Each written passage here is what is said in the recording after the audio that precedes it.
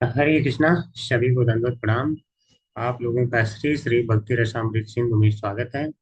हम पढ़ रहे हैं स्तनवेद, यानी पूर्व विभाग, और उसमें प्रथम लहरी यानी सामान्य भक्ति पढ़ रहे हैं।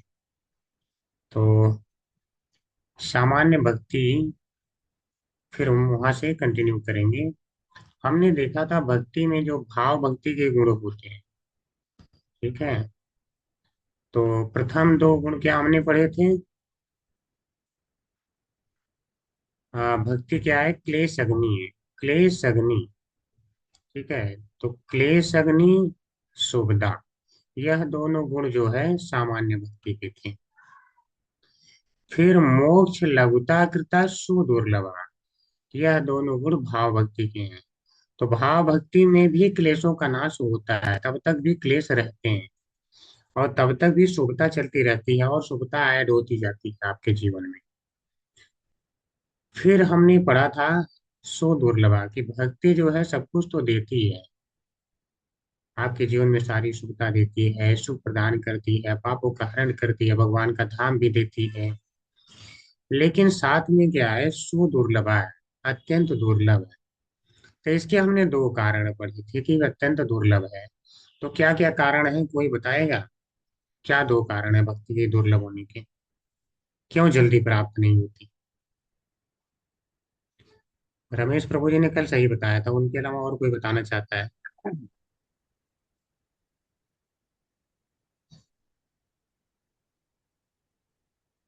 उनके अलावा और किसी का बुद्धि नहीं चल रहा है भक्ति रसामृत सिंधु में?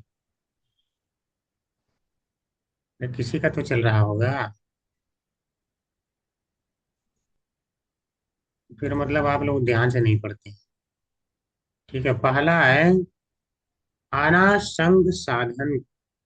बहुत लंबे समय तक करने के बाद भी, यानी कई वर्षों तक करने के बाद भी भक्ति प्राप्त नहीं होती है। पहला कारण क्या? अनासंग साधन को लंबे समय तक यानी कई वर्षों तक करने के बाद भी भक्ति प्राप्त नहीं होती। आप प्रश्न उठेगा अनासंग साधन किसे यहाँ कहते हैं? तो जिसका अर्थ है आसक्ति रहित साधन, यानी जहां भगवान की स्मृति न हो, यानी उनमें आसक्ति ना हो। अनासंग साधन को कोई उदाहरण दे सकता है क्या है जहाँ पे भगवान की स्मृति नहीं होती है लेकिन वो समझता है मैं भक्ति कर रहा हूँ? हमने दिया था कल उदाहरण। इसका मतलब आप लोगों ने रिकॉर्डिंग नहीं देखा, जिनका छूट गया था। हरे कृष्ण प्रभु जी निर्विशेषवादी न प्रभु जी मायावादी में। जी जी। और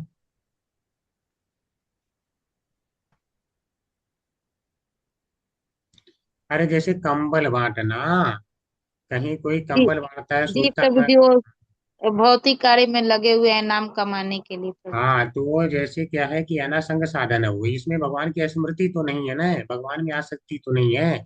कंबल बांट रहा है अपना नाम कमाने के लिए, तो उसको भक्ति कहाँ से प्राप्त होगी? वो सोच रहा है मैं भक्ति कर रहा हूँ। सड़क पे रोक रोक के लोगों को खाना खिलाना, भगवान की स्मृति तो है नहीं।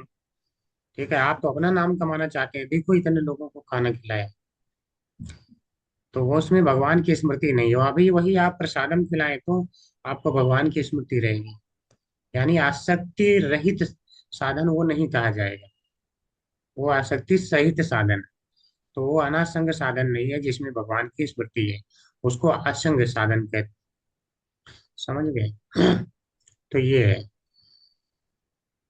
कोई उदाहरण दे सकता है कि कौन ऐसा व्यक्ति था जिसने अनासंग साधन का प्रयोग किया था और फिर उसे जो है उसका कल्याण नहीं हुआ था, और तो और उसे श्राप ही मिल गया?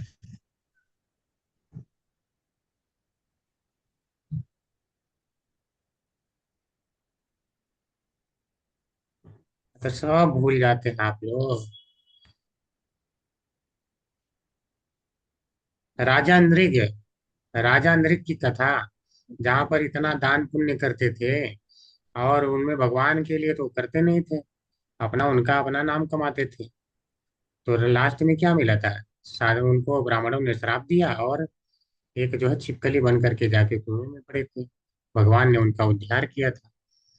तो कभी भी अनासंग साधन आप लंबे समय तक भी कर लें और सोचिए मुझे भक्ति प्राप्त हो जाएगी, नहीं प्राप्त हो सकती।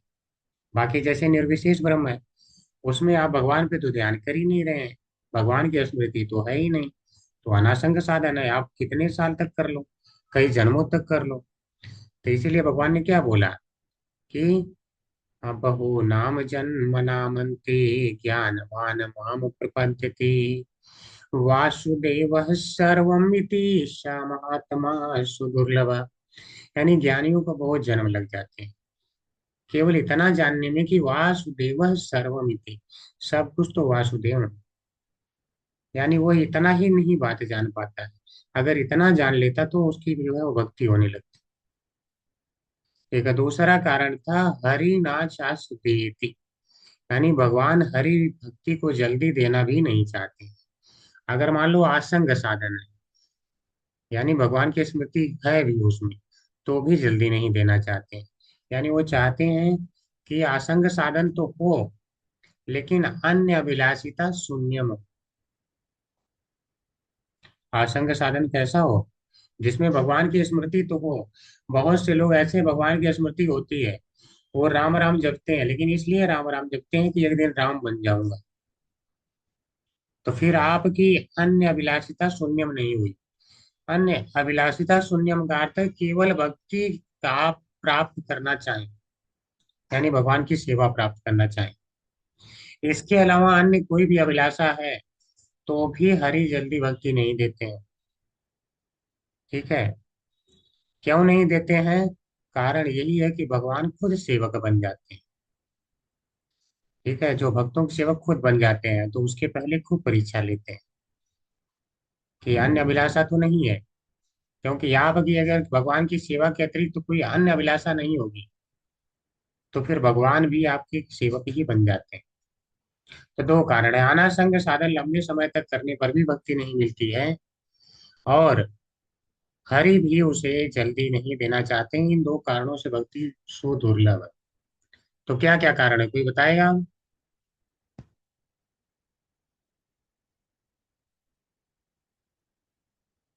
हरे हरे कृष्णा। कृष्ण। जी प्रभु जी, क्या बताना है? भक्ति क्यों सो दुर्लभ है?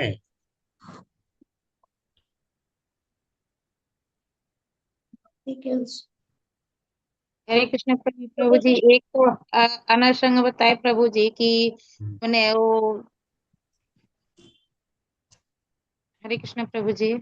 ये, जी प्रभु जी, अनर्संग बताए कि वो क्या एक तो अनर्संग हुआ और एक हुआ कि मतलब।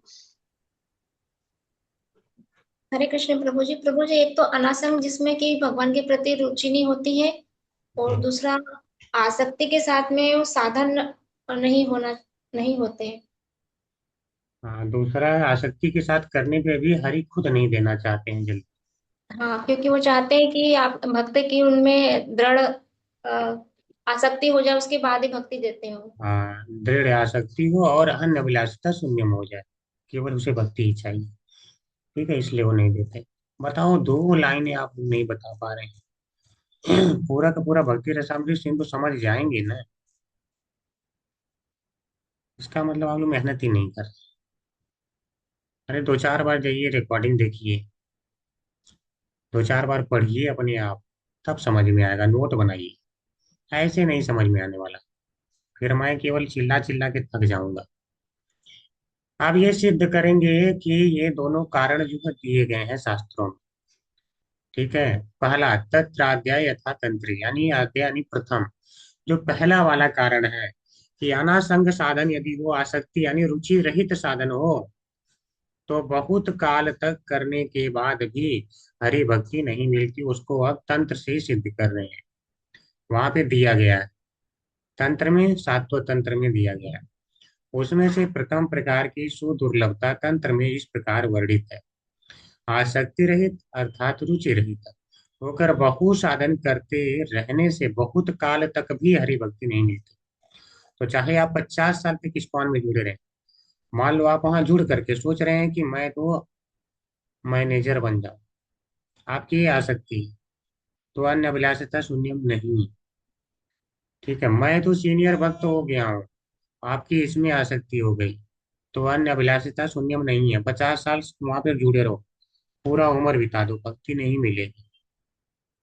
अब वहां पे क्या लिखा गया है? पहला वाला कारण अब यहाँ पे दे रहे हैं, ज्ञान तः सुलभा मुक्तिर मुक्तिर्यज्ञादि पुण्यतः श्रेयम साधनम सहस्त्रैर हरिर्भक्तिर सो दुर्लभा।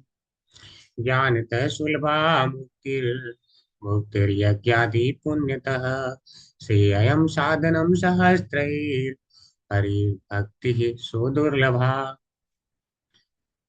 अनुवाद है, ज्ञान से मुक्ति सरलता से प्राप्त हो जाती है। क्या कह रहे हैं? ज्ञानतः सुलभा मुक्ति, ज्ञान से मुक्ति सुलभ हो जाती है, यानी सरलता से प्राप्त हो जाती है। तो इसका मतलब जो ज्ञानी है, अपने आप को ज्ञानी समझ रहा है, ज्ञान मार्ग पे जा रहा है, तो वो तो निर्विशेष ब्रह्म की कामना करेगा, भक्ति तो उसे चाहिए ही नहीं। तो उसको क्या मिलेगा? निर्विशेष ब्रह्म में मुक्ति मिलेगी। तो कह रहे हैं ज्ञान से मिलती है मुक्ति, और यज्ञ जैसे पुण्यों के द्वारा भौतिक सुख सहज ही प्राप्त हो जाता है। और दूसरा है पुण्य कर्म करना, यज्ञ आदि पुण्य कर्म करते हैं तो उससे क्या है, कभी स्वर्ग लोक मिलेगा, अन्य लोक मिलेगा जहाँ भौतिक सुख समृद्धि मिलेगी, या इसी जीवन में भौतिक सुख समृद्धि मिलेगी यज्ञ इत्यादि से। तो यानी कि व्यक्ति क्या किया, अगर पुण्य कर्म कर रहा है तो उससे तो सुख समृद्धि यहाँ पे पा रहा है, भौतिक सुख।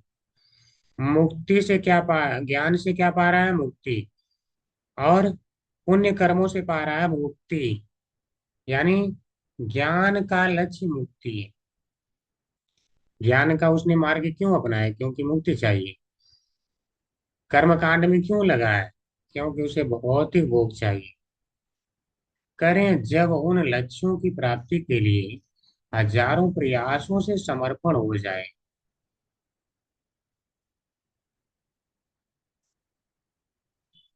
ठीक है, करें कि मुक्ति और भुक्ति, ज्ञान से मुक्ति तो प्राप्त होती है, यज्ञ आदि पुण्य कर्म करने से भौतिक भोग भी मिलते हैं, लेकिन ये कब मिलता है? जब इन विधियों में आपका पूर्ण समर्पण हो जाए। ऐसा नहीं कि जो है ज्ञान में भी बहुत आसानी से ही मुक्ति मिल गई, निर्विशेष ब्रह्म में जाने का मौका, यानी इस संसार से जाने का मौका, ऐसा नहीं है। जब आपकी पूरी ये लालसा हो जाएगी कि ज्ञान के अतिरिक्त अन्य कोई साधन नहीं है जो मुझे मुक्त करेगा इस संसार से, यानी पूर्ण समर्पण होगा उस विधि में, तब जाकर के मिलता है। वो भी आराम से नहीं मिलता है। हाँ, भगवत गीता में आपने पढ़ा है, ठीक है, कि ये बहुत ज्यादा क्लेशो अधिकतरस तेषां तद्भवति। ये क्लेशो अधिकतरस तेषां अव्यक्त आसक्त चेतसा, यानी निराकार की प्राप्ति में भी बहुत सारे क्लेश हैं, इतना आसानी से नहीं मिलती। कब मिलती है? जब उसमें पूरा समर्पण हो जाए। इसी तरह भौतिक भोग भी कब मिलता है? जब व्यक्ति को कर्मकांड में पूरा समर्पण हो जाए, कि वह समझे कि देखो मैं ये वाला यज्ञ करूंगा तो मुझे ये भौतिक भोग मिलेगा, यानी उसके प्रति भी समर्पण चाहिए तब। जैसे भक्ति से भक्ति मिलती है, लेकिन भक्ति के प्रति पूरा समर्पण होना पड़ता है, तब भक्ति मिलती है। इसी प्रकार ज्ञान से मुक्ति तब मिलेगी जब ज्ञान के प्रति समर्पण होगा, कर्म कांड के प्रति समर्पण होगा, तब जाकर के वो भौतिक भोग भी मिलेगा, अन्यथा वो भी नहीं मिलेगा। क्या इतना बात समझ में आई क्या? हरे कृष्णा। जी मुक्ति प्रभु जी। कब मिलेगी? ज्ञान से मुक्ति कब मिलेगी?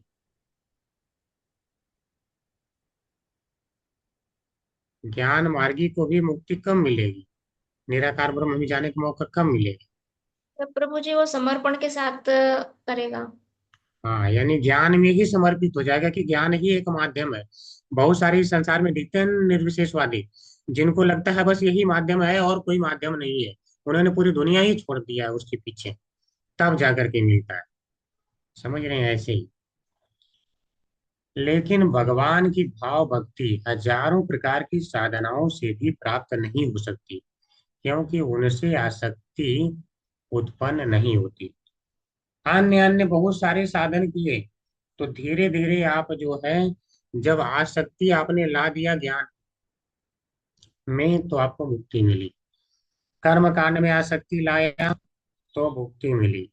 लेकिन अन्य साधन कितना भी कर ले, भक्ति को छोड़ के अगर अन्य साधन आप करते हैं तो भगवान में वो आसक्ति उत्पन्न ही नहीं कर सकते हैं। कितना कंबल बांट लें तो क्या भगवान में आसक्ति उत्पन्न हो जाएगी? चाहे कितना भी कर लें, कितना भूखों को जाके आप खिला दें तो क्या भगवान में आसक्ति उत्पन्न हो जाएगी? कभी नहीं। तो इस कारण से भक्ति नहीं मिलती है। यानी भाव भक्ति हजारों प्रकार की साधनाओं को करने से भी प्राप्त नहीं होती है, यही बात लिखा है। ठीक है, दुर्गम संगमनी टीका। निर्भेद ब्रह्मानुसंधान रूप ज्ञान से मुक्ति सुलभ है।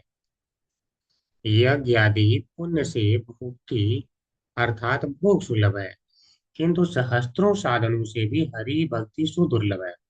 बिल्कुल आसान है। निर्भेद ब्रह्मानुसंधान, निर्भेद मतलब जहां पर क्या कहते हैं अद्वैत, वो क्या कहता है अहम ब्रह्मास्मि, मैं ब्रह्म हूँ, मैं ब्रह्म हूँ, ये सामान ब्रह्म, वो भी ब्रह्म, तुम भी ब्रह्म, ईश्वर भी ब्रह्म, सारे ब्रह्म, निर्भेद, कोई भेद नहीं है। तो वो लोग क्या कहते हैं, अजब है रहानो भगवन। ठीक है, अजब हैरान हो भगवान कि कैसे तुमको खिलाऊं मैं, कैसे तुमको खिलाऊं मैं।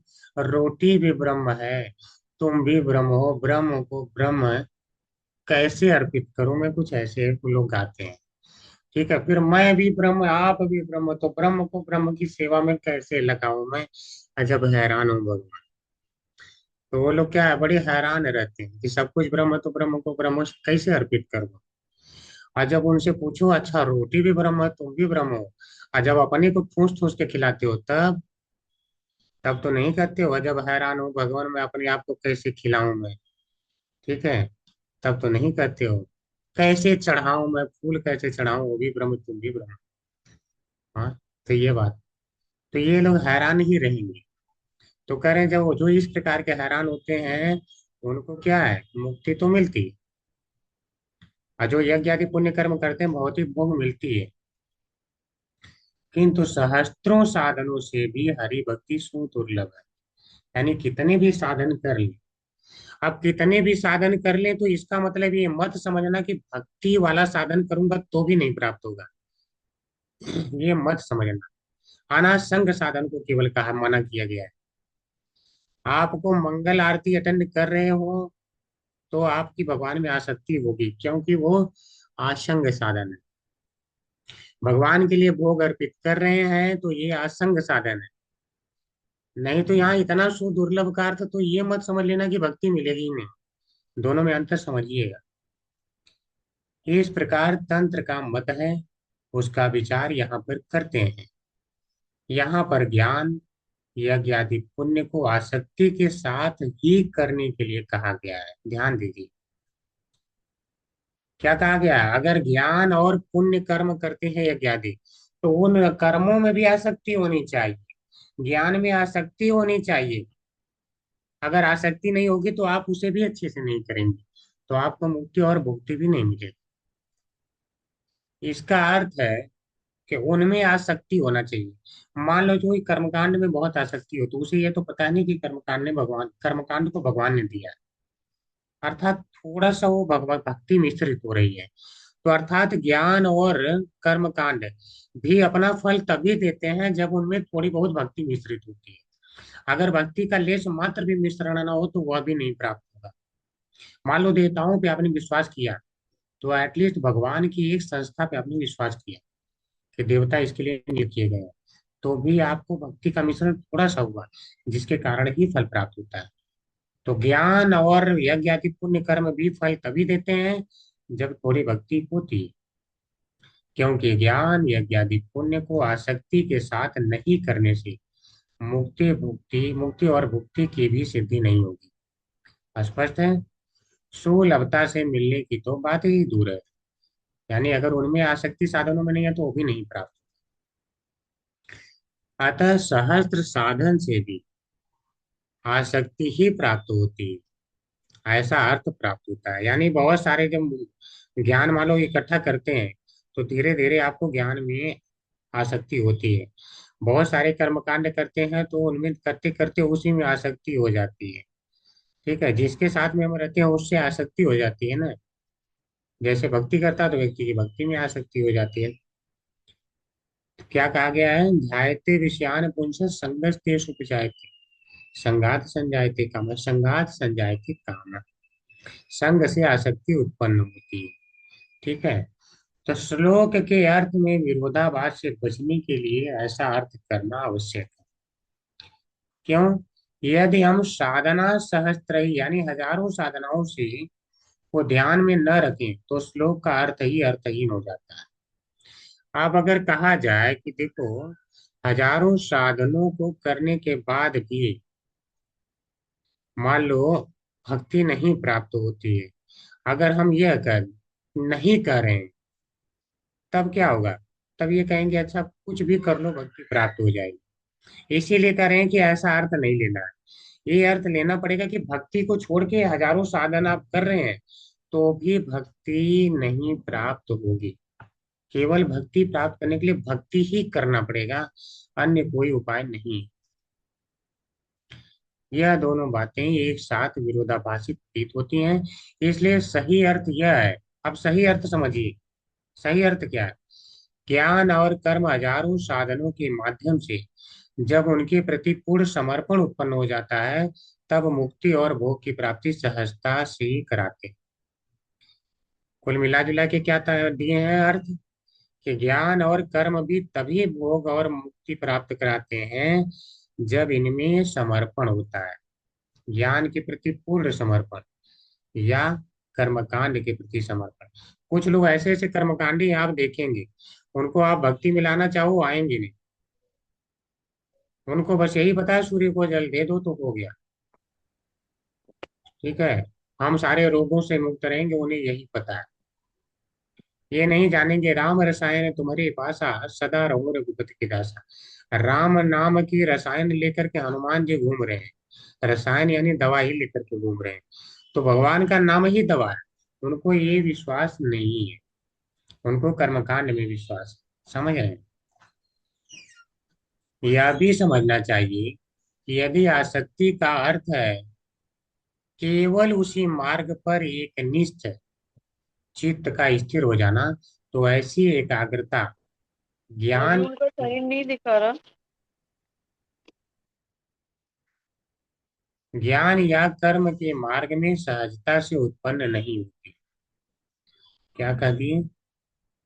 यह भी समझना चाहिए कि यदि आसक्ति का अर्थ है केवल उसी मार्ग पर एक निश्चित चित्त का स्थिर हो जाना, तो ऐसी एकाग्रता ज्ञान या कर्म के मार्ग में सहजता से उत्पन्न नहीं होती, बल्कि हजारों प्रयासों और साधनों के बाद ही आती है। बिल्कुल सही कह रहे हैं। देखो ये कह रहे हैं कि आसक्ति आपकी उत्पन्न होनी चाहिए ज्ञान मार्ग में या कर्म मार्ग में, तभी वो फल देते हैं।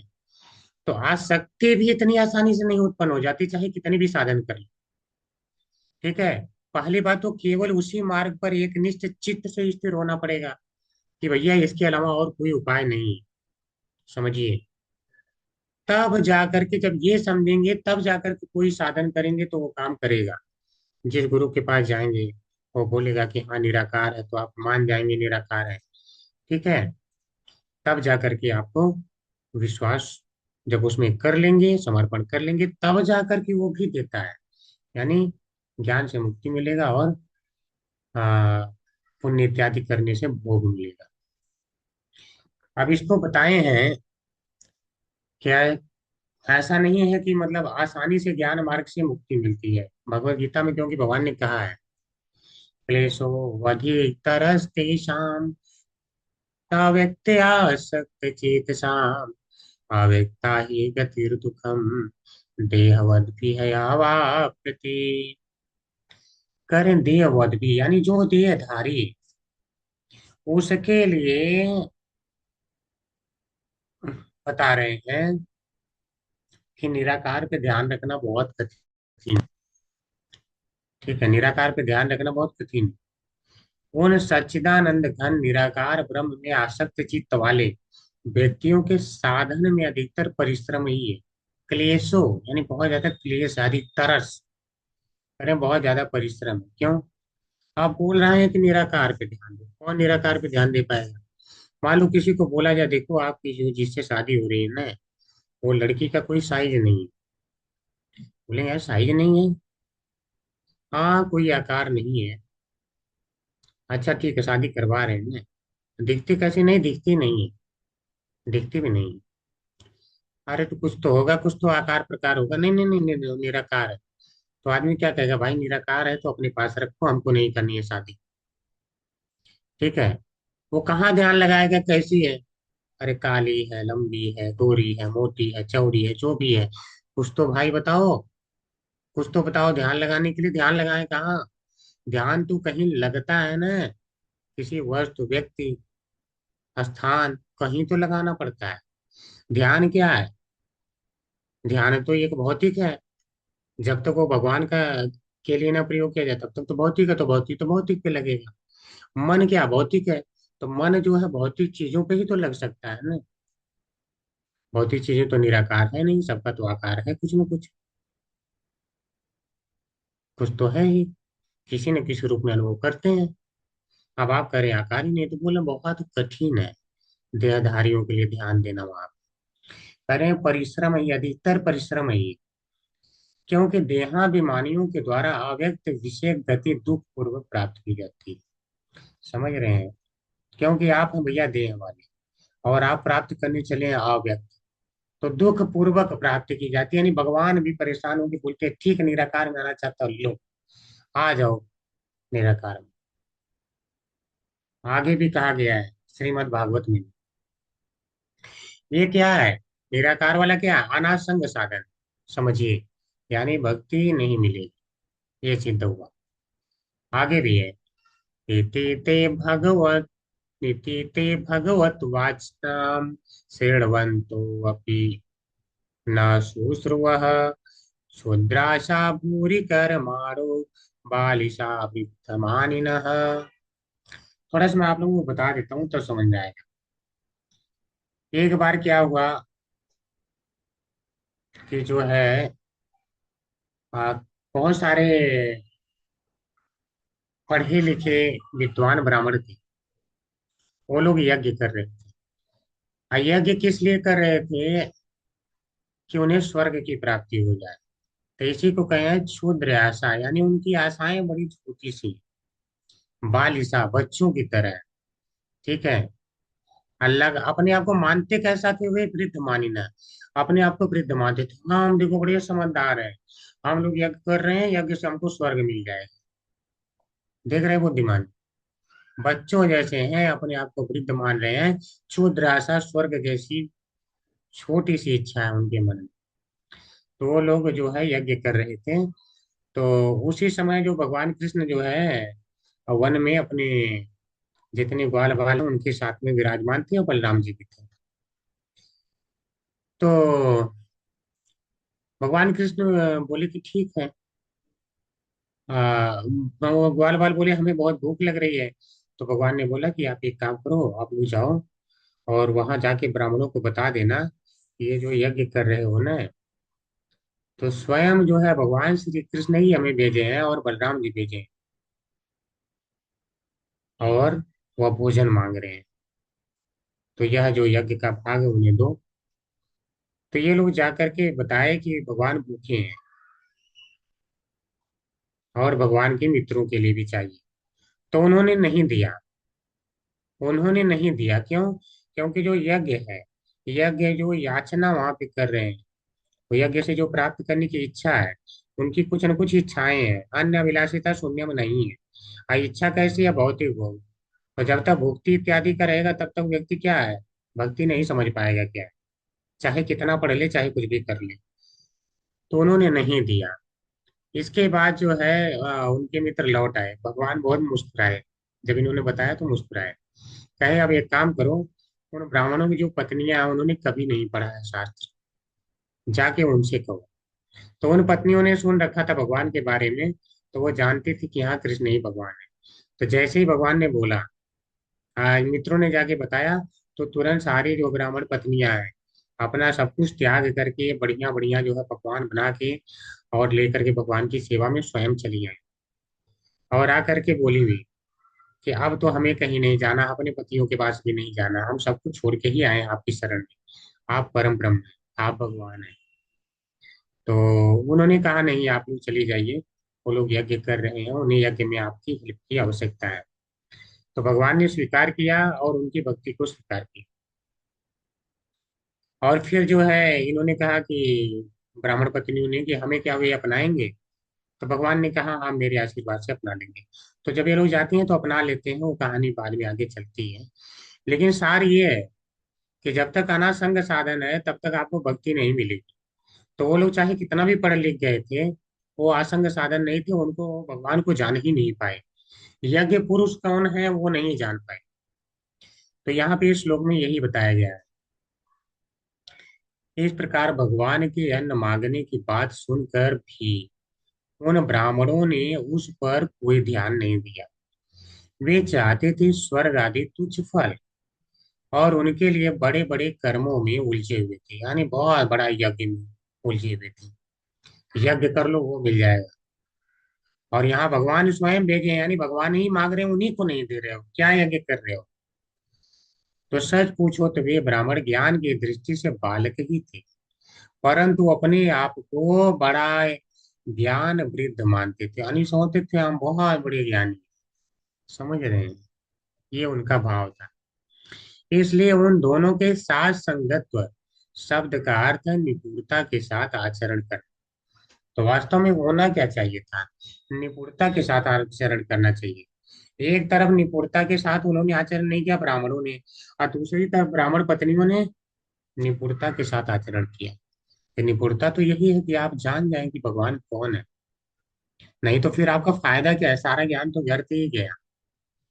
निपुणता का अर्थ भक्ति योग के साथ ही करना है, यानी भक्ति मुख्य होना चाहिए। अन्य कर्म कांड अन्य साधन जैसे आएंगे तो वो सब अनासंग साधन। भक्ति के जो साधन बताए गए हैं, श्रवण, कीर्तन, ठीक है, ये भक्तों का संग, भगवान की अर्चा विग्रह की सेवा, फिर तीर्थवास, ये सब जो बताए गए ये सब आसंग साधन है। इनको आप करेंगे तब भक्ति बढ़ेगी। अरे बोल, यहाँ तक समझ में आ रहा है सभी को? हरे कृष्णा। जी प्रभु जी। ठीक है, तब आगे बढ़ते हैं। किसी को कोई समस्या होगा कृष्ण तो प्रभु आप जी। लोग टोक देना। प्रभु जी, जी। कभी कभी मन में ये आता है कि भगवान हमारे साथ कितना वो करते हैं, कितना छुप करके अपना वो रखते हैं। इस तरफ भी कभी कभी मतलब सहज रूप से भी मान जाते हैं, और कभी कभी इतना परीक्षा लेकर के भी नहीं मानते हैं। तो ये तो सोचिए कि भगवान हमें क्या चाहते हैं, अन्य अभिलाषिता शून्यम होना चाहते हैं। बता तो रहे हैं कि हमें क्या चाहिए। कुछ लोग तो बताते भी नहीं है उन्हें क्या चाहिए, कैसे खुश होंगे।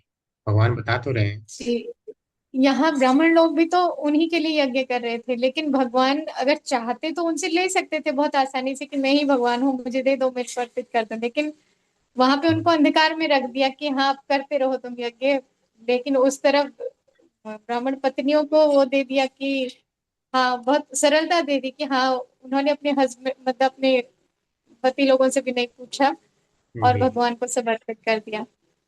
तो ये क्या दिखाता है, केवल भक्ति ही भक्ति को जागृत कर सकती है, अनासंग साधन नहीं कर सकते। इसलिए ज्ञान के पीछे भागने की आवश्यकता नहीं है, भक्ति के पीछे भागना है। भक्ति रसामृत सिंधु पढ़ के भक्ति होनी चाहिए, कहने का भाव ये है। भागवत 10.14.5 में भी लिखित है, पूरे हफो मन बहवो पियोगिन त्वत रहेगा, त्वतर्पितेहा निज कर्म लब्धया विबोध भक्तैव कथोपनीतया प्रापेदिरेंचोच्युत ते गतिम पराम। बहुत सुंदर है, भागवत का श्लोक आ रहा है। अच्छा, ऐसा हरे नहीं कृष्णा लगता प्रभु जी। हम पढ़ रहे हैं। हरे कृष्ण माता जी। सादर प्रणाम प्रभु जी। चलो, अभी आपने जो अनासन साधन बताए वो कौन कौन से बताए? 5 साधन है, प्रबल साधन वो आएगा भक्ति रसामृत सिंधु में और आगे आएगा। 5 प्रबल साधन है, उनको आपने कर लिया तो भक्ति प्राप्त करने से कोई नहीं रोक सकता। भक्ति के 5 प्रबल साधन क्या है आप लोग देखना, ऐसे तो मैं बता ही चुका हूँ, रिकॉर्डिंग में आगे पढ़ भी लेना। चैप्टर में प्रभुपाद जी ने लिखा है, करें हे अच्युत, हे अनंत, इस लोक में पहले भी बहुत से योगी हो गए। कौन कौन से? भगवान को करें हे अच्युत हे अनंत, यानी भगवान को अनंत करें। इस लोक में पहले भी बहुत से योगी हो गए हैं। ऐसा नहीं कि इसके पहले आज तक योगी हुए नहीं, जो ध्यान ध्यान करने वाले योगी हैं। जब उन्हें योग आदि के द्वारा आपकी प्राप्ति न हुई, तब उन्होंने अपने लौकिक और वैदिक समस्त कर्म आपके चरणों में समर्पित कर दिए। क्या यहाँ पे कह रहे हैं कि हे भगवान, इतने सारे योगी हुए, उन्होंने योग माध्यम से जब आपको ना पाया, इसका मतलब वो सारे योग इत्यादि क्या है? अनासंग साधन है। तो क्या वो करें? तब उन्होंने अपने लौकिक और वैदिक जितने सारे कर्म हैं वो आपके चरणों में समर्पित किया। तो इसीलिए भगवान ने क्या कहते हैं, यत करोसि यत अस्नासि यत जुहोसि ददासि यत यत तपस्सि कौन्तेय तत्कुरु स्वमते अर्पणम, कि जो कुछ करते हो मेरे लिए करो। यही तो भगवान ने कहा। तो जब उन योगियों ने किया भगवान को समर्पित सब कुछ, जितना लौकिक यानी दिख सकता है कर्म, और वैदिक यानी वेदों में जो भी कहा गया कर्म करने को भगवान के लिए किया, तब करें उन समर्पित कर्मों से तथा आपकी लीला कथा से उन्हें आपकी भक्ति प्राप्त हुई। भक्ति कैसे प्राप्त हुई? सारे कर्म भगवान के लिए किया, श्रवण किया, कीर्तन किया, यानी सुना। तो जो सुनना है, श्रवण करना है, ये कौन सा साधन हो गया? आसंग साधन है। भगवान को कर्म को समर्पित करना कौन सा है? आसंग साधन है। आसंग माने भगवान की स्मृति है, उसमें आसक्ति है भगवान के प्रति। आसंग का अर्थ यही होता है कि भगवान के प्रति आसक्ति हो, भगवान की स्मृति हो। उस भक्ति से ही आपके स्वरूप का ज्ञान प्राप्त करके उन्होंने बड़ी सुगमता से आपके परम पद की प्राप्ति कर ली। तो इस श्लोक से भी क्या सिद्ध हुआ कि जब तक उनका साधन ही क्या ध्यान कर रहे थे केवल इधर उधर, तब तक नहीं प्राप्त हुए। निराकार पे ध्यान कर रहे होंगे। जब उन्होंने सारा कुछ भगवान को समर्पित कर दिया उनके चरण कमलों में, तो यह क्या हो गया? चेष्टा करके भगवान की सेवा करना क्या हो गया? अच्छा, मैं एक प्रश्न पूछना चाहता हूँ, चरण कमलों में ध्यान का अर्थ आपको क्या समझ में आता है? अरे बहुत, क्या समझ में आता है चरण कमलों में ध्यान का अर्थ?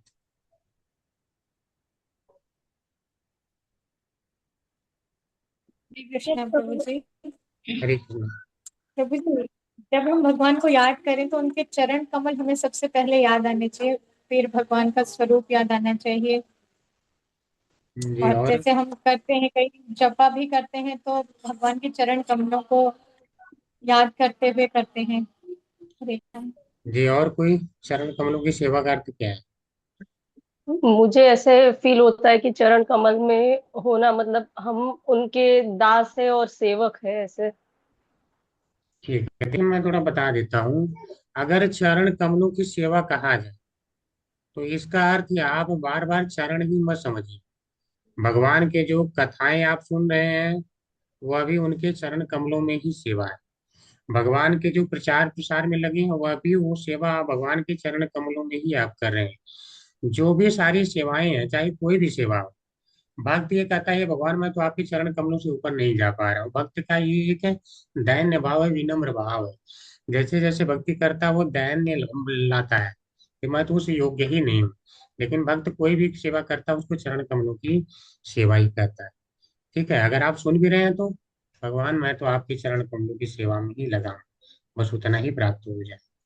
यही श्री भागवत में 10.18.19 में भी लिखित है।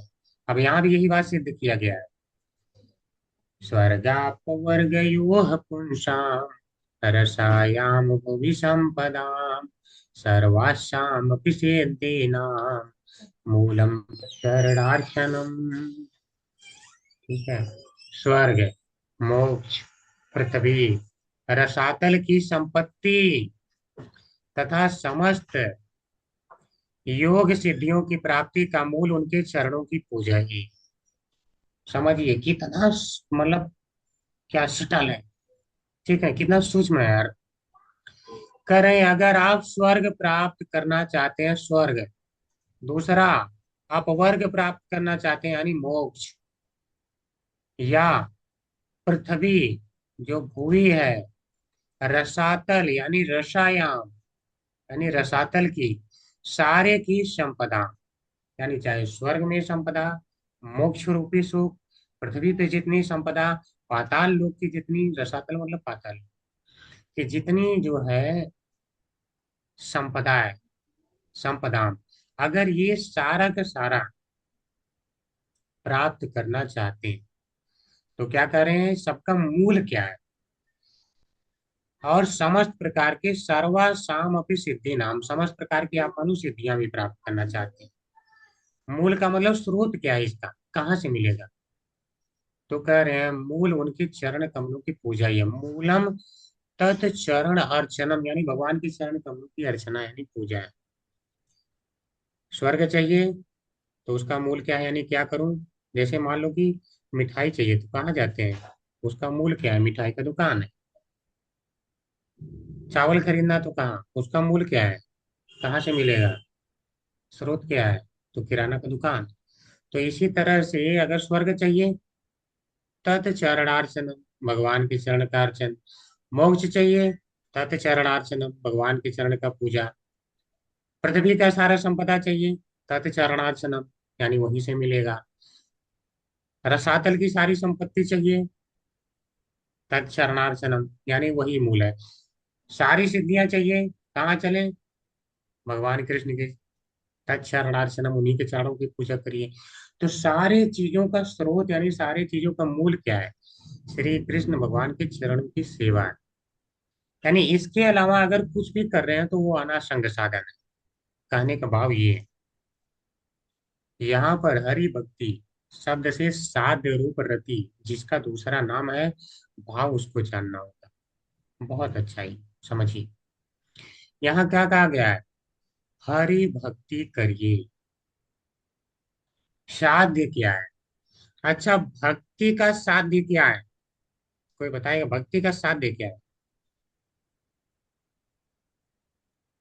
प्रभु जी भगवान। भगवान। और कोई, हरे कृष्ण प्रभु जी, भगवान के चरण कमल। और कोई,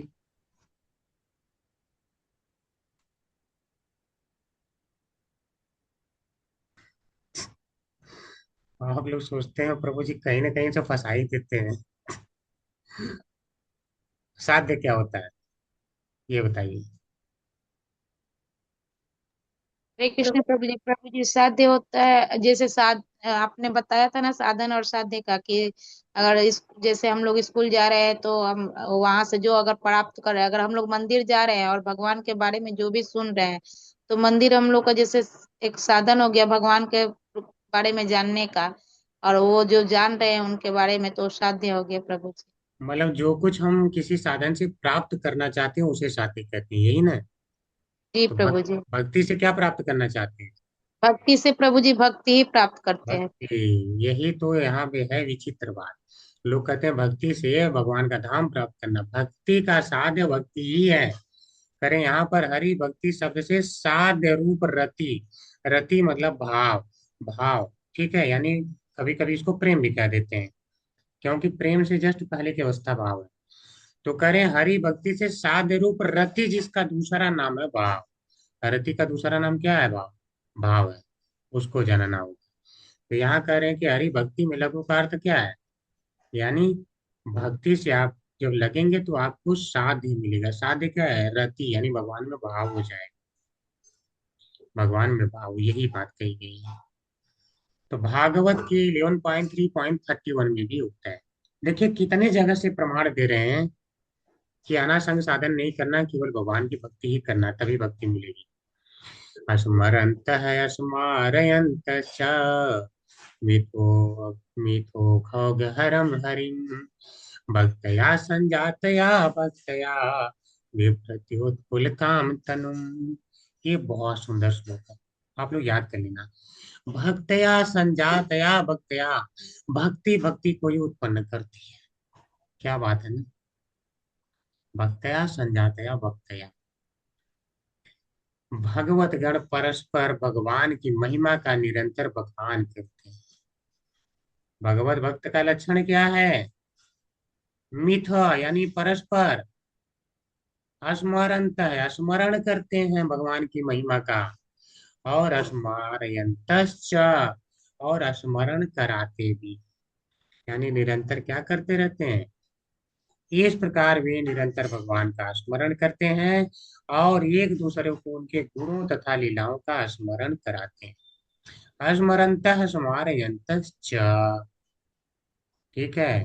मिथो यानी परस्पर एक दूसरे को भक्त। इस तरह से भक्ति योग के नियमों के प्रति अपनी अनुरक्ति से भक्तगण भगवान को प्रसन्न करते हैं, जो उनके सारे अशुभों को हर लेते हैं। क्या कहा गया है? अग ओग हरम। अग यानी पाप, ओग यानी समूह, जो पाप का समूह हरम, उसे भगवान प्रसन्न होकर क्या करते हैं? हर लेते हैं। इसलिए भगवान का नाम क्या है? हरिम, यानी भगवान को हरि कहते हैं, क्योंकि वो सारे पापों को हर लेते हैं। जितने अशुभ हैं वो सभी का हरण कर लेते हैं। ठीक है।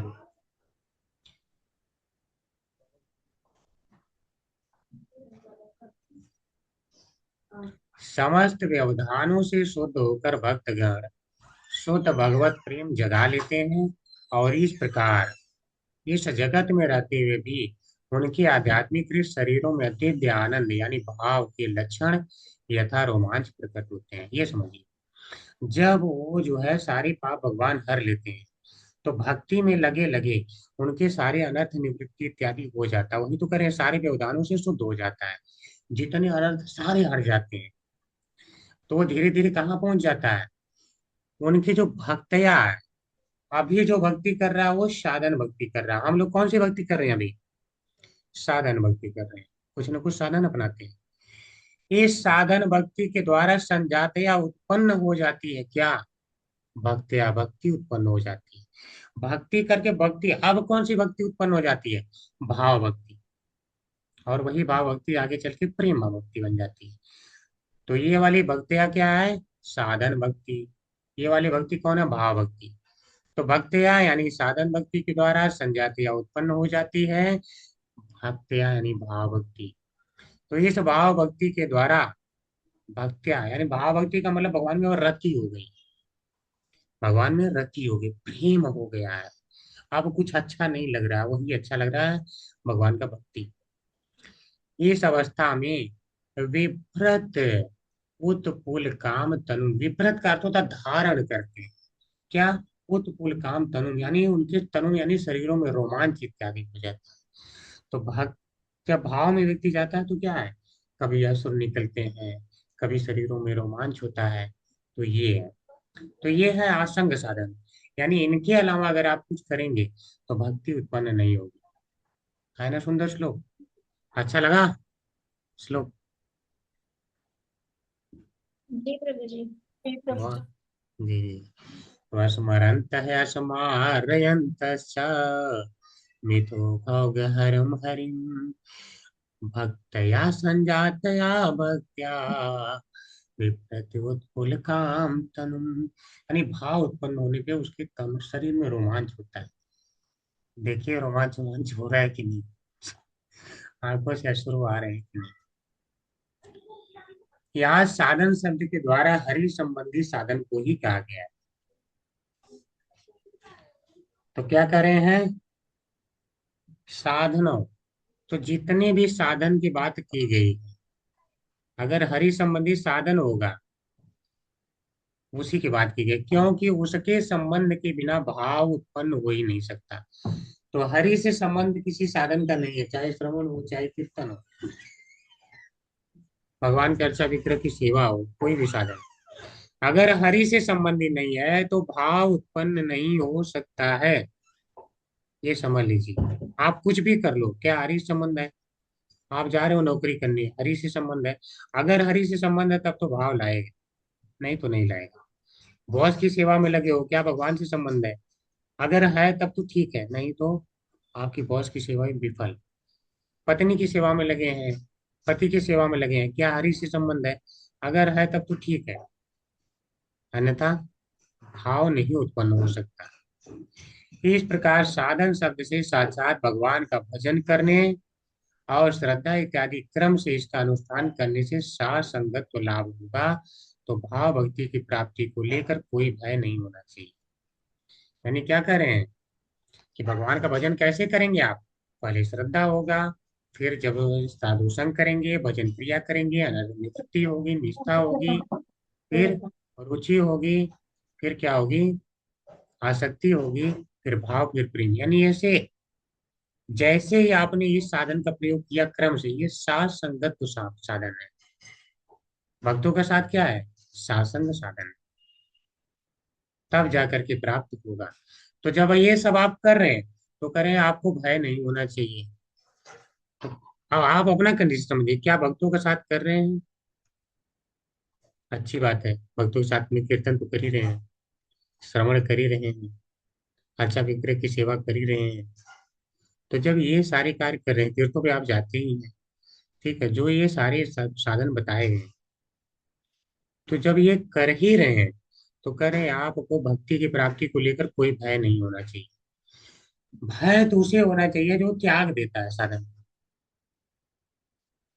यद्यपि यह श्लोक यह कहता है कि वह हजारों प्रयासों के बाद भी प्राप्त नहीं होती, और यह अत्यंत दुर्लभ है, यानी सुदुर्लभ है। तथापि अनेक स्थानों पर यह कहा गया है कि भक्ति तो सरलता से प्राप्त हो जाती है। आप बहुत अच्छा पॉइंट ला रहे हैं। पॉइंट ये है, अगर ये कह दिया जाए हजारों प्रयासों के बाद मुक्ति मिलती ही नहीं, बहुत ज्यादा दुर्लभ है, तब क्या होगा?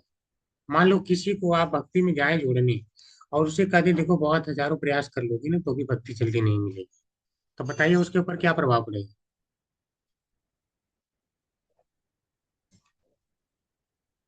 अरे बोल। प्रभु जी वो वो तो भक्ति जुड़ना भी नहीं चाहेगा, वो तो भक्ति करना नहीं चाहेगा। नहीं चाहेगा। क्या इससे इसके अलावा कोई और राय है किसी का?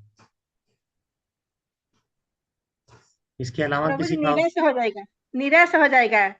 हाँ, निराश हो जाएगा, फिर भक्ति नहीं करना चाहेगा, यही ना? सोचेगा जब इतना जी। करके भी भक्ति नहीं मिल रही है तो मैं भक्ति क्यों करूं। ये बहुत निराश वाला मामला हो जाएगा। तो इसीलिए कह रहे हैं कि आप लोग निराश मत होइए, भक्ति मिलेगी। ठीक है, भक्ति मिलेगी। इसका जो है कैसे मिलेगी, उपाय है।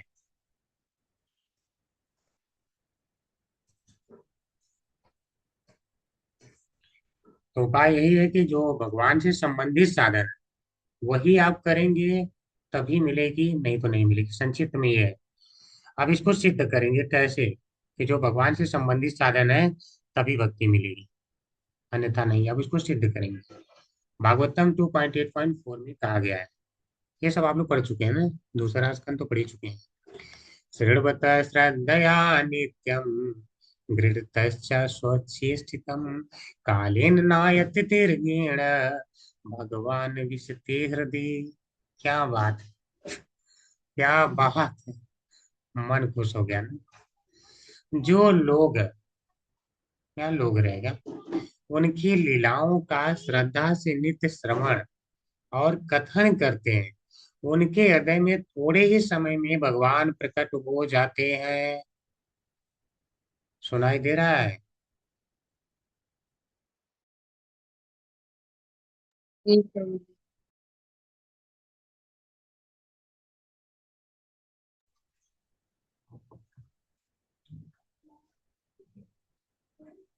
ठीक है, तो क्या करें?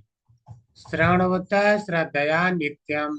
श्रवणवत, अगर आप सुनेंगे, श्रद्धया श्रद्धा पूर्वक, कैसे सुनेंगे? नित्यम, और दृढ़ता उसे स्वीकार करेंगे। स्वचेष्टितम, जो भगवान की लीलाएं हैं, चेष्टाएं जो भगवान ने किया है। तो अगर भगवान की लीलाओं को आप नित्य सुनते हैं, यहाँ शब्द का प्रयोग करें, देखिए नित्यम। ऐसा नहीं करें कि आज सुन लो फिर 2 महीने बाद दर्शन देंगे, ऐसा तो नहीं कह रहे हैं। अब आप कहेंगे प्रभु जी हमने तो नित्य में ही बना रखा है, ये वाला जो है अब 2 महीने बाद फिर होगा, फिर 2 महीने बाद फिर होगा, मेरा तो नित्य यही चलता है। ठीक है, तो इसीलिए भागवत में डायरेक्ट कह दिया, प्रातः सायं गृणन भक्त्या दुख ग्रामम विमुच्यते, कि प्रातः और शाम दोनों टाइम सुनना है। नित्यम का अर्थ ये, देखिए महात्माओं को सब पता है कि आप लोग क्या क्या अर्थ लगा सकते हैं। नित्यम प्रभु जी हम तो हफ्ते में एक बार आएंगे भक्ति वृक्षा क्लास में, हम तो हफ्ते में एक बार आएंगे और उसके बाद हमारी भक्ति भी बढ़ जाएगी। नित्यम बोला देखो हम हर हफ्ते आ रहे हैं, तो उन्होंने कहा नित्यम का अपना अर्थ मत लगाइए, हम बता रहे हैं। ठीक है, तो कम से कम अगर देखो आचार्य लोग कहते हैं कि आप नहीं मान लो प्रातः कर पा रहे हैं तो शाम को तो निकालो समय, कुछ भी नहीं निकाल पा रहे हो तो आपका कल्याण कैसे होगा। तो अगर आप नित्य करते हैं तो ये है सा संग साधन, आसंग साधन। तो इससे क्या होगा, यानी भगवान में आसक्ति है। कालीन न अति दीर्घिण, कालीन यानी जो समय है, न अति दीर्घिण, ज्यादा समय नहीं लगेगा, यानी शीघ्र ही भगवान विषिते, यदि भगवान आपके हृदय में प्रकट हो जाएंगे यानी विराजमान हो जाएंगे। अगर आप भी क्या किसी को निराशा हो रही है कोई निराश आत्मा अभी भी? जी बिल्कुल नहीं। जब प्रभु जी भक्ति में आ गए तो निराशा नहीं है, लेकिन जो नए आएंगे उनके लिए निराशा होगी। उनके लिए भी अच्छे समझेंगे तो नहीं निराशा होगी। देखो भक्ति रसामृत से उनकी भक्ति हाँ। बढ़ाएगी, लेकिन अच्छे समझेंगे तब। ठीक है, प्रभु जी जिसको हम लोग जोड़ भी रहे हैं तो वो अगर कंटिन्यू कर रहा है या हमसे नहीं करे, मंदिर में ही जुड़े, तो वो ठीक है। और जो कभी हफ्ता में एक दिन जुड़े या 2 दिन जुड़े या छोड़ दे, उसको तो निराशा ही मिलेगी ना। हाँ फिर मिलेगा। यहाँ देखिए सिद्धांत ये कह रहा है, सिद्धांत का व्यक्ति को पालन तो करना पड़ेगा। अब देखिए अगला श्लोक में फिर सिद्ध कर रहे हैं 1.5.26, ये भी आप लोग पढ़ चुके हैं। तत्रान्वहम तत्रान्वहम कृष्ण कथा प्रय तत्रान्वहम कृष्ण कथा प्रगायताम अनुग्रहीणा श्रवणं मनोहरा ता श्रद्धयामेनुपदं विशृण्वतः प्रियश्रवशङ्गमामा भवत रुचि। रुचि क्या समझ रहे हैं? रुचि ही, रुचि हो गई थी मेरी। तत्रान्वहं कृष्ण कथा प्रगायताम् अनुग्रहीणा श्रीमणं मनोहरा ता श्रद्धयामेनुपदं विशृण्वतः प्रियश्रवशङ्गमामा भवत रुचि। क्या श्लोक है, नारद जी कह रहे हैं, नारद जी बता रहे हैं, अपना पिछले कल्प का बात बता रहे हैं, जब वो एकदशी पुत्र थे और जब जो है चतुर्मास में उनकी माता जी ने ऋषियों की सेवा किया था, तो वो वहां पे सुना करते थे। सबको कथाएं पता है इसलिए मैं डिटेल में नहीं बताऊंगा। तो वहां पे वो सुना करते थे कथाएं। तो कथाएं जो भगवान कितने मनोहर हैं, सुनते सुनते उनमें रुचि हो गई, आसक्ति हो गई। समझ रहे हैं? तो उसी को बता रहे हैं। तो यानी श्रवण कीर्तन ही है जो आसंग साधन, यही आपको भक्ति दिलवाए। कहना ये चाहते हैं सरलता से दिलवाए, 4 महीने में प्राप्त होगा। क्या अब इससे जल्दी भी चाहिए भक्ति की? 4 महीने से और जल्दी चाहिए कि करे उस सत्संग में उन लीला गान परायण महात्माओं के अनुग्रह से मैं प्रतिदिन श्री कृष्ण की मनोहर कथाएं सुना करता था। कैसे सुनते थे? महात्माओं के अनुग्रह से, अनुग्रह था उनका। तो महात्माओं की कृपा भी होनी चाहिए, अन्यथा आप सुनेंगे नहीं, भाग जाएंगे वहां से। एक बार मतलब ऐसे बताते हैं, एक शिष्य था, प्रभुपाद जी का बाद में शिष्य बना। तो प्रभुपाद जी क्या बोली कि तुम मेरे लेक्चर में बैठे हुए थे ना, तो मैं सोच रहा था कि ये जो है काश भक्त बन जाता। ठीक है, तो जब भक्त की इच्छा हो जाती है ना तो वो भक्त बन जाता है, ये होता है। तो कह रहे हैं जब उनका अनुग्रह था, और वो कैसे थे कि अनुग्रह करने के योग्य थे। तो कह रहे हैं लीला गान परायण, यानी वो हमेशा भगवान की लीला गान में ही लगे रहा करते थे। परायण का मतलब क्या है? पूर्ण रूप से समर्पित है, और कोई काम ही नहीं। कैसी है भगवान की कृष्ण की कथाएं? कह रहे हैं मनोहर है। तो मनोहर कथाएं, मनोहर क्या? मन को हर लेने वाली, मन का हरण कर लेती हैं। तो कृष्ण ऐसे ही हैं, वह भी गोपियों के मन को हर लेते हैं। जो उनकी कथाएं सुनता है, कथाएं मन को हर लेती हैं। वृंदावन जाओ, वृंदावन मन को हर लेता, आने का मन नहीं करता। तो कृष्ण और कृष्ण से संबंधित चीजें हैं ही ऐसी। श्रद्धा पूर्वक एक एक क्षण, एक एक पद श्रवण करते करते प्रिय कीर्ति भगवान में मेरी रुचि हो गई। श्रद्धा पूर्वक क्या सुन रहे थे? एक एक पद, ऐसा नहीं कि कुछ छोड़ दे रहे थे। समझ रहे हैं? आज वाला सुन लेते हैं, कल वाले में थोड़ा न ब्रेक मार लेंगे। क्यों? पड़ोसी के यहाँ शादी हो, उसकी बिटिया की, हमको इनवाइट कर दिया है तो क्या करें? ये भाव नहीं आना चाहिए। समझ रहे हैं? एक एक पद का श्रवण करना है, एक एक पद का श्रवण करना है। और इसको भागवत में बहुत बार कहा गया है कि जब तक आप क्रम से नहीं सुनेंगे भागवत, एक एक पद का ध्यान पूर्वक अध्ययन नहीं करेंगे, तब तक भक्ति नहीं बढ़ेगी, समझ ही नहीं पाएंगे। ठीक है? तो कूदना नहीं है। तो जब करेंगे ऐसे भक्ति तो क्या होगा? खूब जैसे जैसे सुनेंगे उनके बारे में, तो करें प्रिय कीर्ति भगवान में। भगवान की कीर्ति यानी यश है इतना प्रिय है, सुनने में ही प्रिय है, लीला इतनी प्रिय है कि उनमें मेरी रुचि हो गई। अब देखो रुचि कैसे होता है। आप देखेंगे जितने, क्या बोलते हैं, जितनी भी बातें हैं आप सुन करके ही तो उसमें आसक्ति होती है। मान लो आईएएस बना तो नहीं है ना लड़का, जो आईएएस की नौकरी प्राप्त करने के लिए इतना आसक्त होकर के और उसके पीछे लगा है, अभी तो बना नहीं है।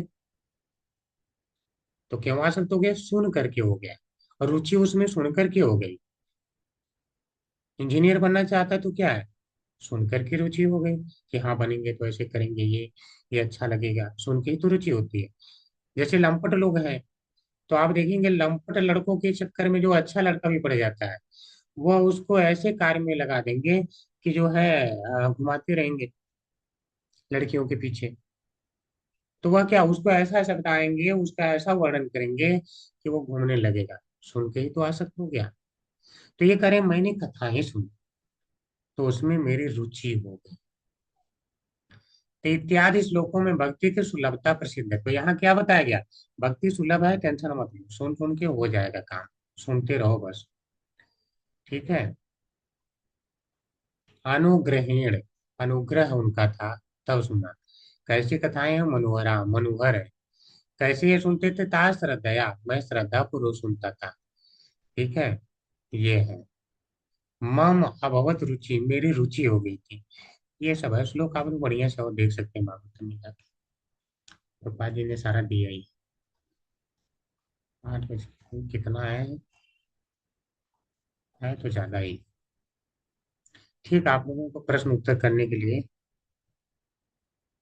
या एक श्लोक और लेना है, क्या कह रहे हैं बताइए? क्षमता है अभी कि बहुत हो गया? ठीक है, अटेंडेंस फिलअप करिए, किसी का प्रश्न है तो पूछिए, कल करते हैं। टाइमली जुड़िए आप लोग, बिल्कुल। अभी तो सब्सक्रिप्शन हो गया है।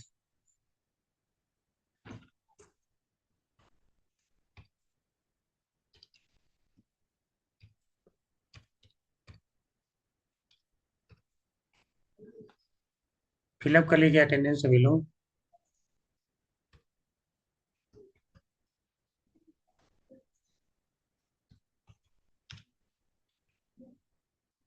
कल श्लोका पूछा जाएगा।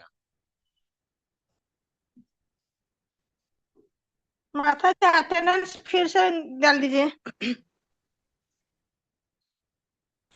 ठीक, माता जी अटेंडेंस फिर से शेयर कर दीजिए।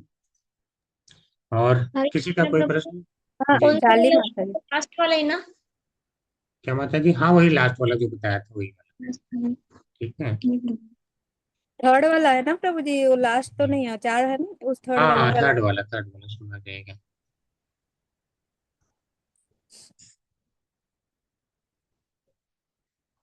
किसी का कोई प्रश्न ही नहीं, इसका मतलब या तो सारा समझ में आ रहा है या तो थोड़ा ऊपर से गुजर रहा है, क्या चल रहा है? हरे कृष्ण प्रभु जी। जी, हरे कृष्णा। प्रभु जी जैसे अभी अपन जो भक्ति शास्त्री कोर्स कर रहे हैं, तो ये तो एक ज्ञान वाला कर्म कर रहे हैं ना, पर धीरे धीरे इसमें भाव भक्ति अपनी अपनी श्रद्धा के अनुसार आ सकती है। ऐसे ही ना प्रभु जी? नहीं, जो आप ये कोर्स कर रहे हैं, आपको ये आसंग साधन प्रोवाइड किया गया है जिसमें हर पल भगवान की स्मृति है, इसलिए आपको भगवान की भाव भक्ति ये देगा ही देगा। ठीक है माता जी। प्रभु जी पर यहाँ पे बिना ज्ञान के वो ऐसा बोले थे ना, ज्ञान के बिना ज्ञान से वो भी भक्ति मतलब ज्ञान से और जो भी कर्म कांड करेंगे उससे उसी से आगे चल के भक्ति में बदलता है, हरि भक्ति में वो।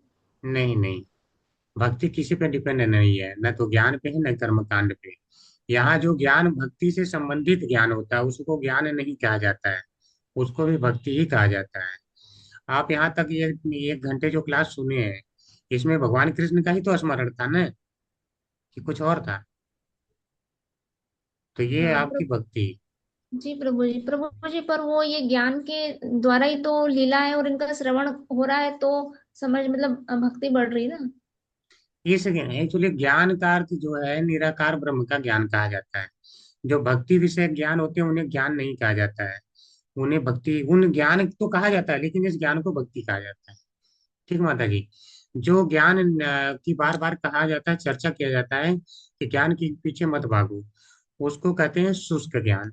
शुष्क का ज्ञान का अर्थ ये है, जैसे मान लो रस है, बोले ये शुष्क है, अब इसमें जूस नहीं है।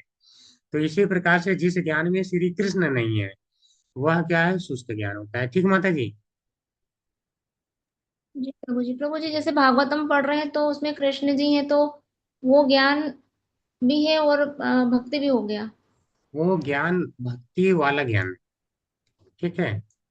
वो ज्ञान उसको भक्ति वाला ही ज्ञान कहेंगे, यानी भक्तिमय ज्ञान कह सकते हैं, भक्ति युक्त ज्ञान कह सकते हैं। ठीक है, वो शुष्क ज्ञान नहीं है। जब जब मना किया जाता है कि ज्ञान का अनुसंधान मत करो, तब तब ये इसलिए मना किया जाता है कि लोग शुष्क ज्ञान का अनुशीलन करने लगते हैं। शुष्क ज्ञान यानी जिसमें भगवान आते ही नहीं है, जिसमें भगवान आते हो, जिसमें भगवान के भक्त आते हो कथाओं में, वह जो ज्ञान होता है उसका अनुशीलन करना है। इसको आसंग साधन कहते हैं। ठीक माता जी, इनका प्रयोग करने से भक्ति बढ़ती है। तो प्रभु यही जी तो जैसे यहाँ करना है। पे बोला है कि ज्ञान से मुक्ति मिलती है, तो फिर वो ज्ञान कौन सा हुआ? वो शुष्क ज्ञान है, यानी शुष्क। निर्विशेष ब्रह्म का ज्ञान। जी प्रभु जी। बोला तो था निर्भेद ब्रह्मानुसंधान, यानी अद्वैत वाला ज्ञान, वही है निर्विशेष ब्रह्म का ज्ञान। बताया तो था ही। जी जी प्रभु जी। जी। और किसी का कुछ? प्रभु जी ऐसा हरे भी कृष्णा समझना पड़े प्रभु कि जी। एक राम का ज्ञान और एक रावण का ज्ञान, जो उसके पास ज्ञान था उससे भगवान को नहीं समझा, लेकिन भगवान के पास जो ज्ञान है उससे वो हम समझेंगे तो भक्ति मिलेगी। हाँ, भगवान जो कह रहे हैं वो समझेंगे, वो करेंगे तो आपको भगवान की भक्ति प्राप्त हो जाएगी। तो अब यहाँ अभी हम क्या रावण के बारे में भी पढ़ते हैं तब भी राम की याद आती है। तो ये तो थोड़ा सा उदाहरण पूरा सटीक नहीं बैठा। अगर रावण के असुरों के बारे में दिया, मान लो आप उसे कहें कि भगवान ने केसी को मारा, केसी याद करते ही आपको भगवान कृष्ण की याद आती है। तो ये सारे के सारे जो ज्ञान है ये भक्तिमय ज्ञान है, भक्ति युक्त ज्ञान है। क्योंकि मतलब उसको भी तो ज्ञान बहुत ज्यादा था, वो तो ब्राह्मण था और हाँ, शिव जी का इतना भक्त था शुद्ध कि वो अपना सर भी काट के चढ़ा देता था, तो लेकिन फिर भी उसमें भगवान का भक्ति नहीं था। एक्चुअली उसका थोड़ा सा अभी मैं व्याख्या नहीं करना चाहता हूँ, प्रभुपाद जी ने बाद में व्याख्या किया है। आ, मुझे एग्जैक्ट याद नहीं आ रहा है, इसलिए शायद 11वें स्कंद में यहाँ पे किया है कि जो ये रावण और ये कंस इत्यादि हैं, ये लोग क्या है कि श्राप के वशीभूत होकर यहाँ आया था। ये इतने अच्छे पार्षद थे कि इनको याद था कि मैं भगवान का पार्षद हूँ। तो ये लोग करता तो था भगवान से युद्ध, द्वेष करता था ये समाज को दिखाने के लिए, लेकिन बार बार भगवान को स्मरण करते रहता था। इसी कारण से ये लोग बाद में भगवान के धाम गए।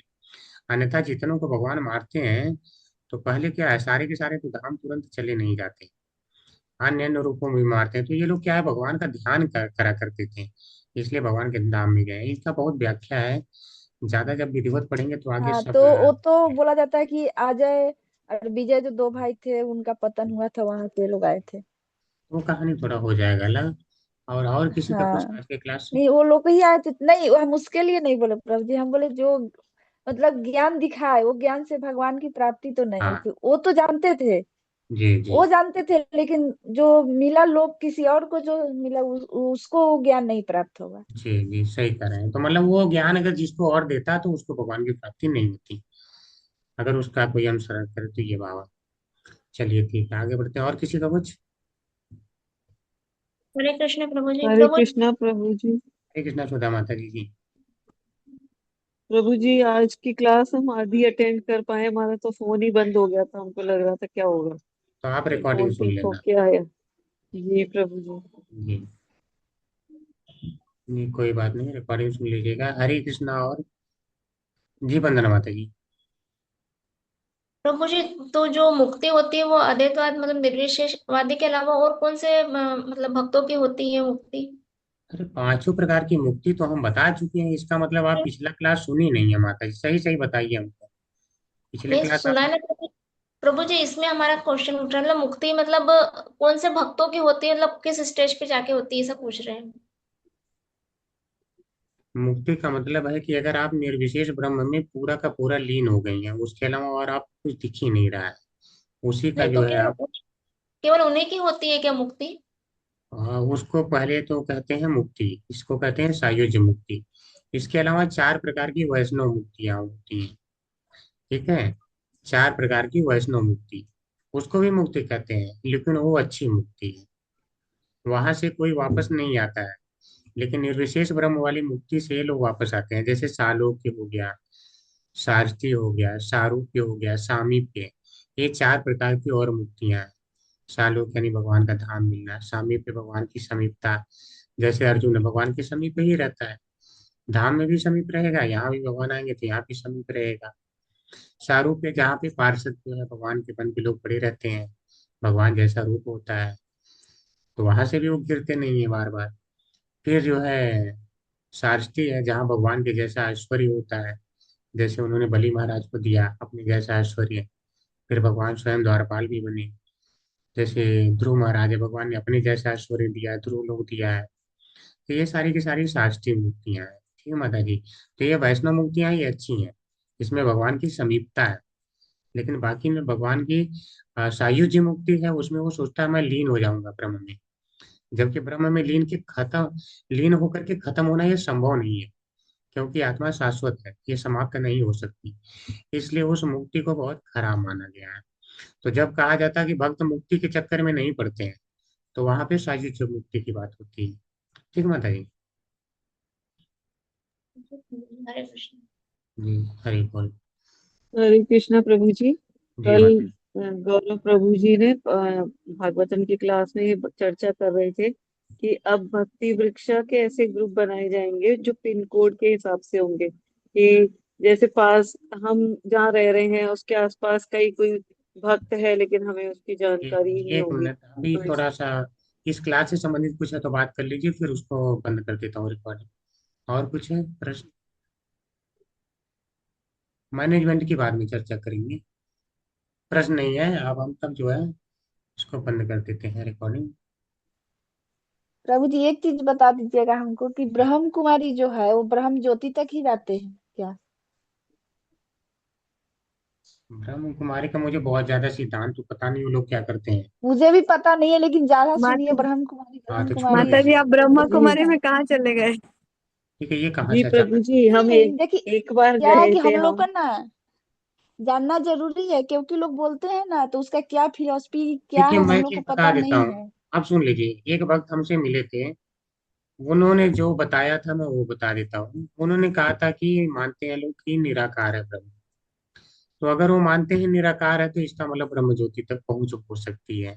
और वो भी बहुत मतलब, जब तक उसमें भी थोड़ा बहुत भगवान की भक्ति नहीं होगी तो वो भी नहीं ऐसा होता है। ठीक है, भगवान की भक्ति के बिना कुछ नहीं होता, तो थोड़ा बहुत तो मिश्रित करना पड़ता है। भगवान पे विश्वास कि भगवान ही मुझे वहां ले जाएंगे, तो उसमें समर्पण करेगा तो वहां तक जाएगा, उनकी सायुज्य मुक्ति होगी। यानी वहां से फिर वापस आना पड़ता है, आप सभी को पता है। सायुज्य में वहां कोई रह नहीं पाता है, जब तक भगवान के धाम तक नहीं पहुंचेगा तब तक उसे भटकते रहना पड़ता है 84 लाख में। तो वहां से भी आता है, तो वो सायुज्य मुक्ति प्राप्त करेंगे। ठीक माता जी। प्रभु जी हम लोग भगवान में विश्वास नहीं करते प्रभु जी। हाँ, तो भगवान में विश्वास नहीं करते तो वो भी नहीं प्राप्त होगी, सायुज्य भी नहीं होगी। ये तो मानना क्योंकि पड़ेगा उन कि लोग, जी है। क्योंकि यहाँ प्रभु पे जी, वो भगवान में विश्वास तो करते हैं, लेकिन उनको एक बिंदु के रूप में मानते हैं, उसी पे वो ध्यान लगाते हैं। एक उनका वो साइन सा बना हुआ है, उसके बीच में बिंदु होता है, ठीक बोलते है, हैं छोड़ उसको दीजिए। ध्यान देखिए, लगाओ। अन्य सिद्धांतों के बारे में छोड़िए, आप लोगों ना भक्ति के सिद्धांत में चलिए। वो लोग क्या करता है, अगर गलत करता है तो गलत करने दो ना। हम शास्त्र के अनुसार पॉइंट टू पॉइंट चल रहे हैं ना, उस पर ध्यान दीजिए। इधर उधर प्रभु ज्यादा जी ऐसा है ना कि हम लोग तो यहाँ पर ठीक है क्लास में अपने, लेकिन इससे बाहर अगर जाते हैं ना तो थोड़ा बहुत जानकारी रखना भी जरूरी है, नहीं तो उसी में हम लोग को भी मिला देते हैं लोग। तो मिला देते हैं हम तो बार मत बार मिला दें। सुनते थे कितने जगह ट्रेन में ब्रह्म कुमारी ब्रह्म कुमारी। ब्रह्म कुमारी का फिलोसफी तो मुझे पता नहीं।